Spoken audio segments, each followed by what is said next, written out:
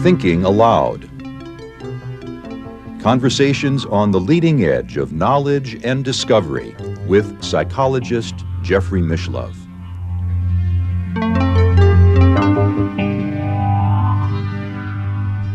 Hello and welcome. I'm Jeffrey Mishlove, and this is part 2 of our 3-part series on multiple personalities with Stephen Braude, who is Professor Emeritus of the University of Maryland and former chair of the philosophy department there, Baltimore County. He is also the editor of the Journal of Scientific Exploration. In addition, he is author of many books, including First Person Plural, Multiple Personality, and the Philosophy of Mind, and other books, including Immortal Remains, The Limits of Influence, The Gold Leaf Lady, and Crimes of Reason. Welcome again, Stephen. Thank you. It seems like only minutes since I've seen you. In fact, it has been only minutes, although for our viewers who watched part 1 of this 3-part series, it might be days or weeks. So interesting things happen with video when it comes to the nature of time itself, which would be another fascinating discussion Indeed. Someday. Well, in part 1 of the series, we endeavored to define multiple personalities by looking at the history of hypnosis and the history of multiple personality disorder as a clinical entity. One of the interesting things that occurs amongst people who have this condition is that there's sometimes conflicts between the different personalities. In fact, I'm guessing more often than not. Well, they all have their different agendas. Mm-hmm. Some want to be out when others would like to be out as well. Mm-hmm. Sometimes alter identities or personalities take a dislike to others and might want to place other alters in uncomfortable or abhorrent situations. Mm-hmm. So one alter might put himself or herself in a sexually charged situation and then switch to another alter who abhors sex. In other words, they can consciously leave at that point and see to it that a particular different alter emerges. There are cases where that has happened, where one alter will destroy the valuables of another. But the most dramatic example of conflict is a phenomenon called internal homicide. Mm-hmm. And this is one way of dramatically demonstrating just how distinct as centers of self-awareness the alter identities or personalities can be. Mm-hmm. Because some alters would say they want to kill the other alters, and when it's pointed out to them that they'd be destroying the body in which they exist, they adamantly deny it. Mm-hmm. And some alters, in fact, would say they have different body types, different sexes from the other alters. They sometimes even report seeing the other alters in different positions in the room during therapy sessions. Mm-hmm. So they really do not experience themselves as the same entity as the alters they're trying to destroy. It seems as if there's some confusion then in the mind of the alter as to the distinction between the physical body and the mental image of the body image. Multiples vary considerably in their sophistication about what's going on with them. Mm-hmm. I had the good fortune of getting to know very well a multiple who even spent some time living in my house. And she spent a lot of time theorizing about what was going on with her mm-hmm. and trying to understand the internal structure and dynamics of the entire personality system of which she, the presenting personality, was a part. Mm-hmm. And there was one very interesting time in her stay at our house where we videotaped the different alters so she could actually get to know them in a way that she had never known them before. She could actually mm-hmm. see them. Well, it raises the question of what do we mean when we talk about human identity? That's one of the concepts that's certainly up for grabs here, as well as the concept of a person and the concept of a personality. Mm-hmm. And one of the things I got clear about in writing about all of this was that there is no one privileged concept of a person.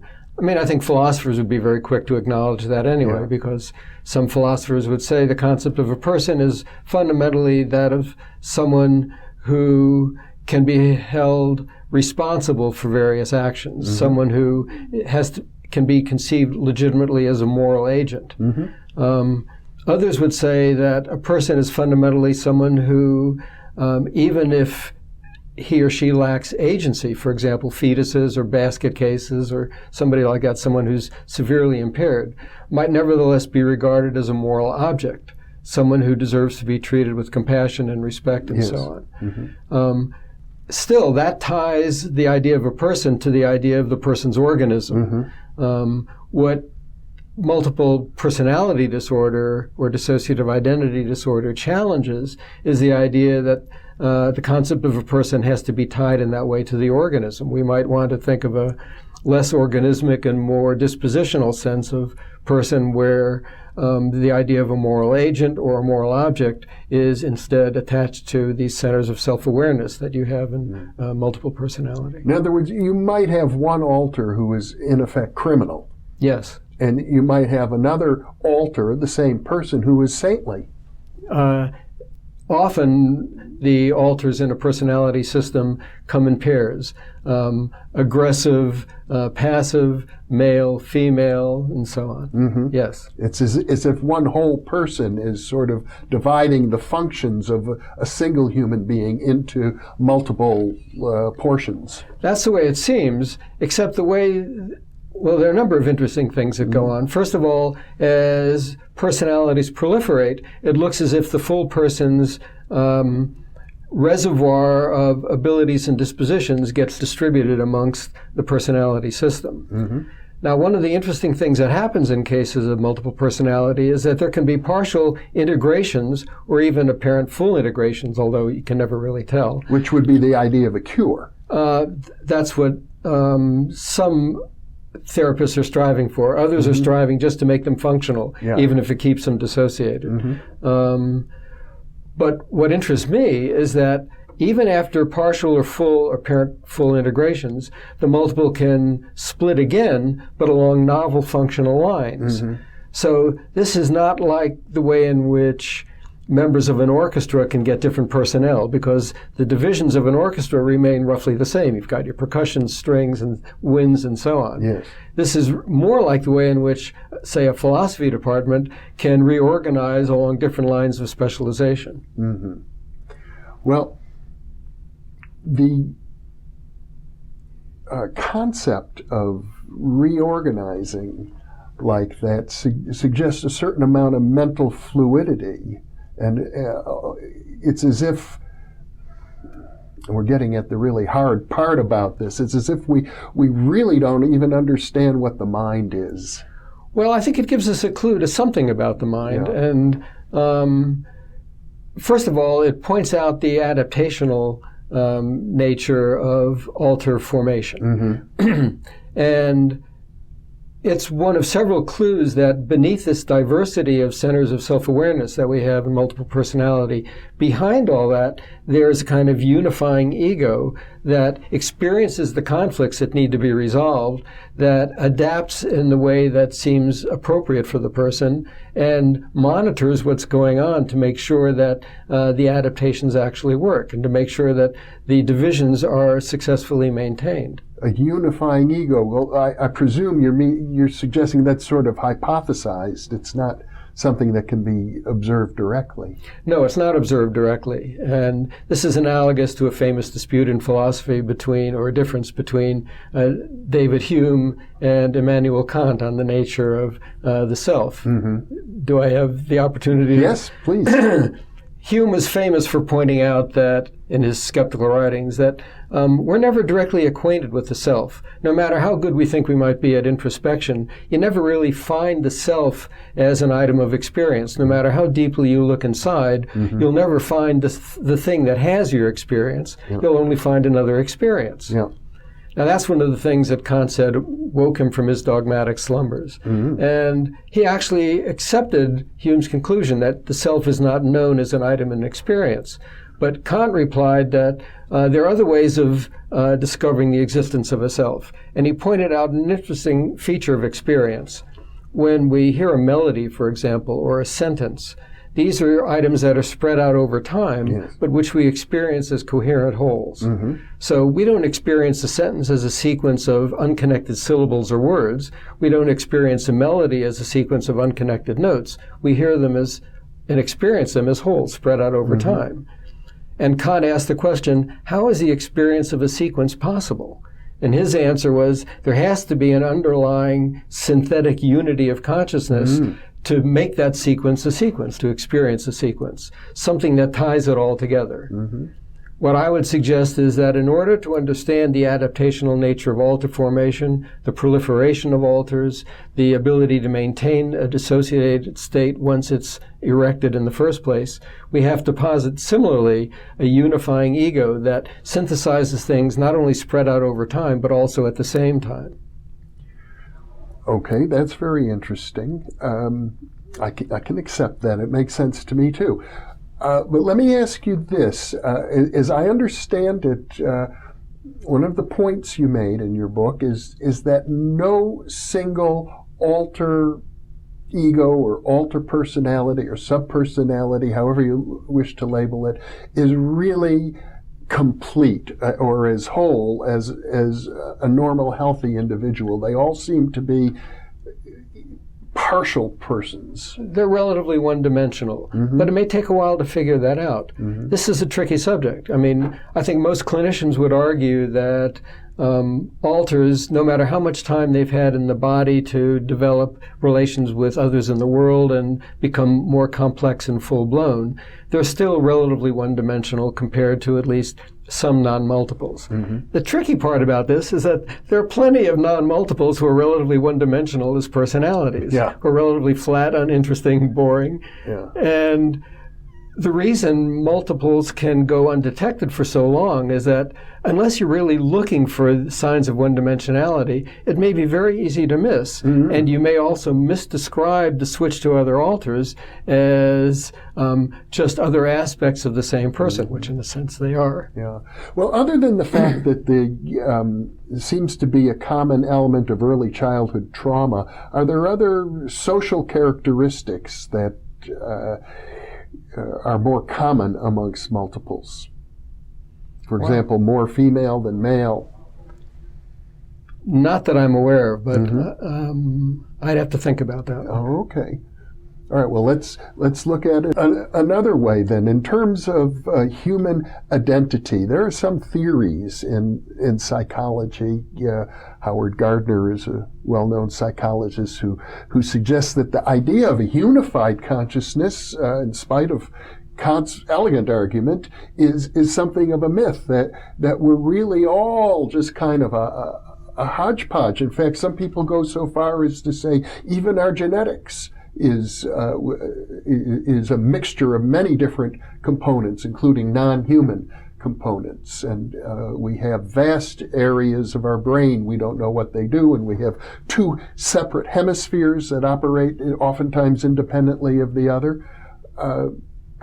The very notion of unified consciousness itself is under challenge, that nobody is really unified.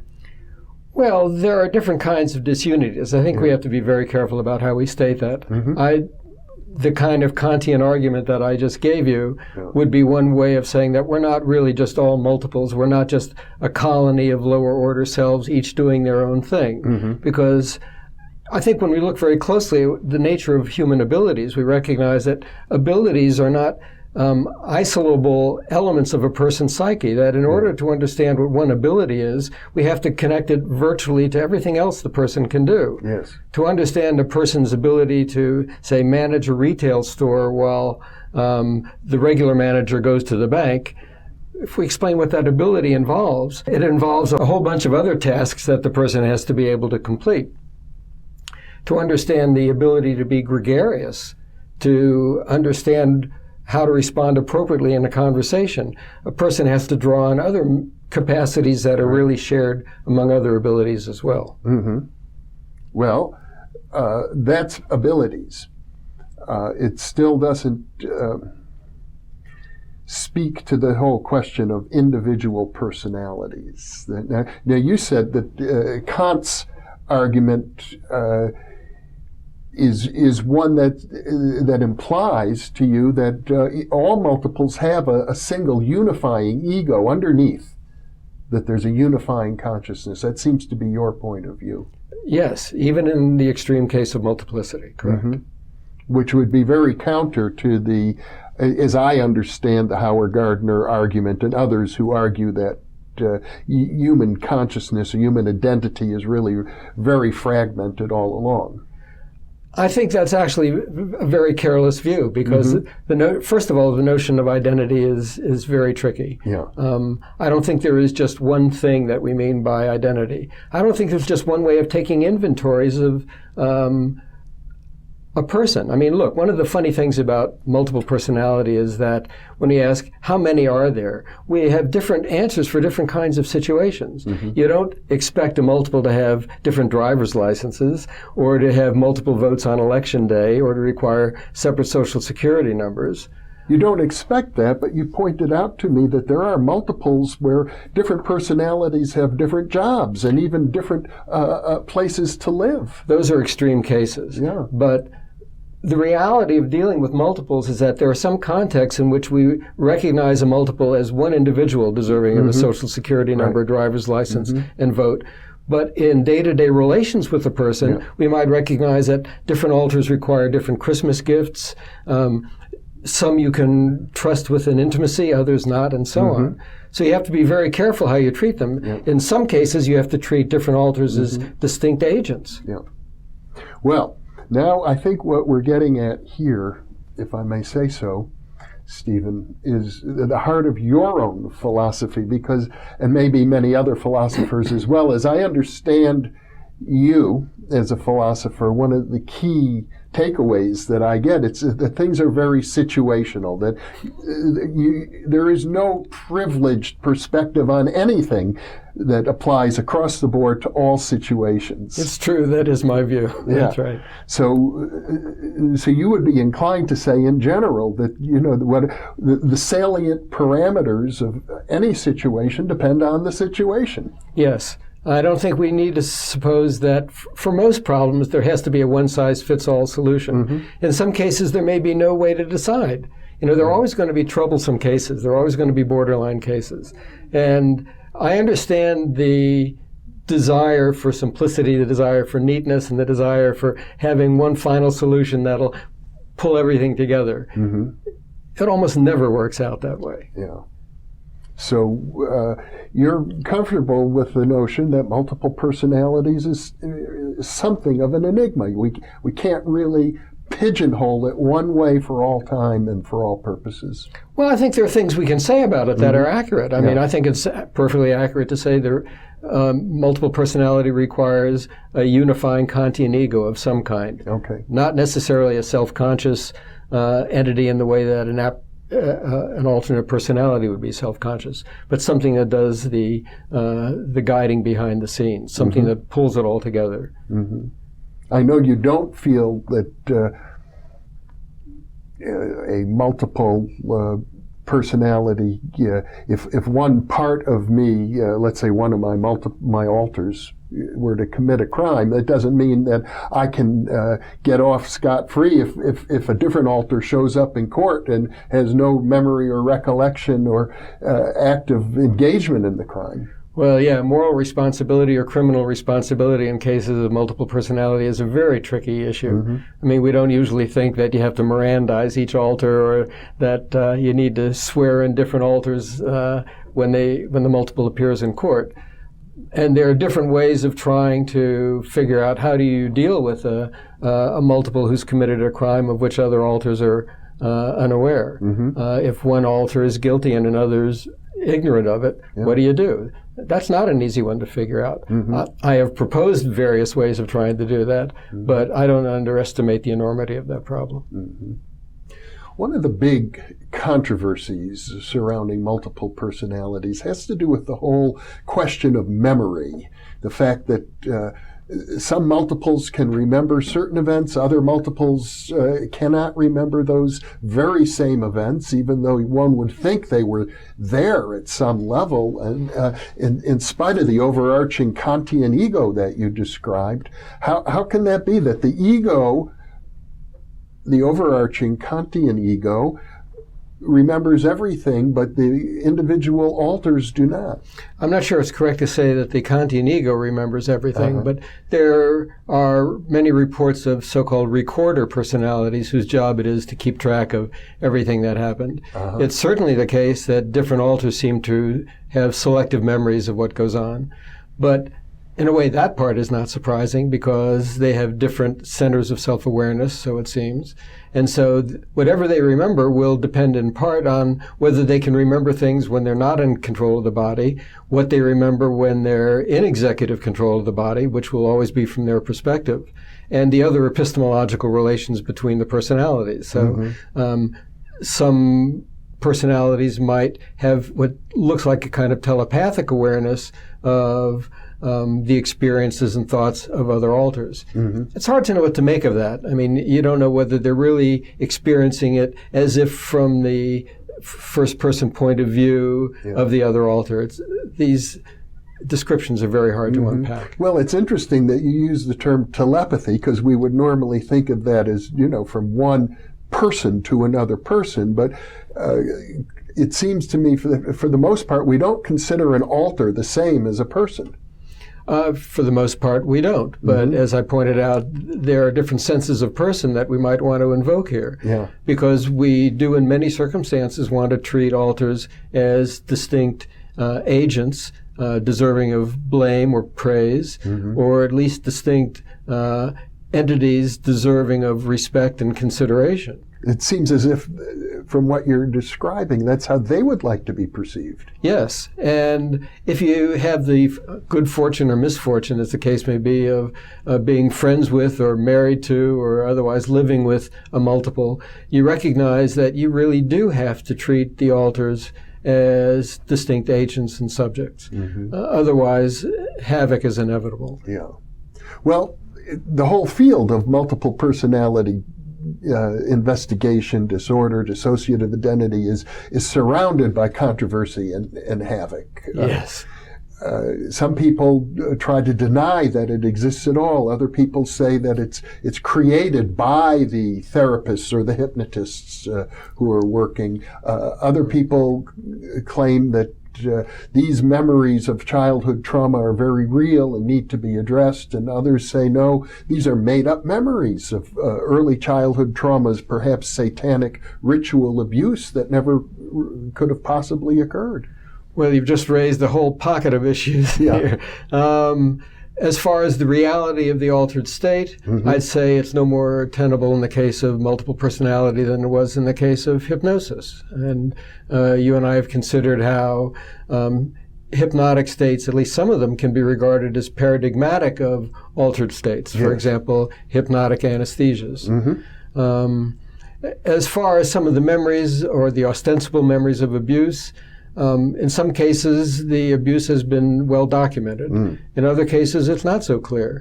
And, therapists are not detectives. It's not their job to figure out whether the abuse is real.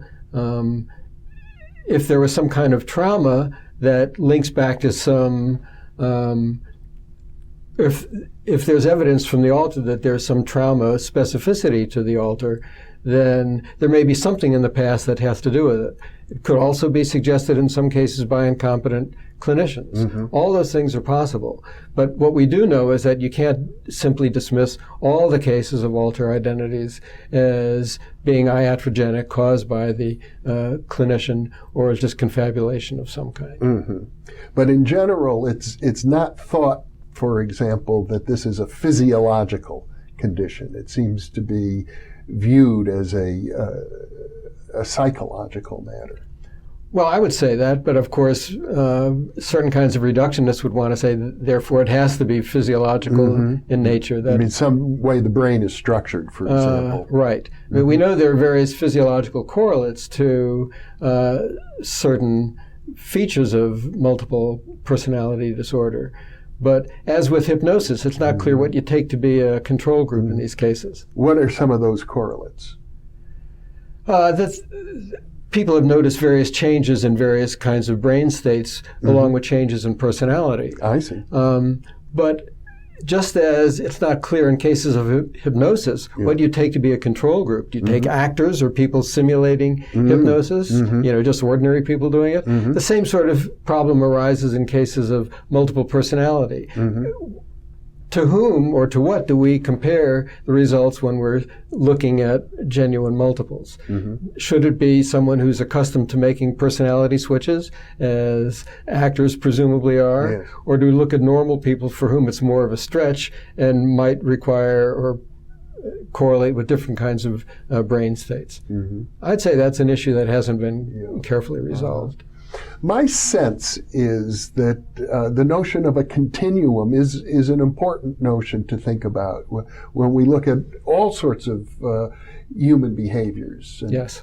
For example, my mother was an actress, and so she could go back and forth to different personalities. Her great role as a community theater actress was playing Blanche in Streetcar Named Desire, a very, very powerful character, a very tragic character. But I felt that it was as if that character from time to time began to possess my mother.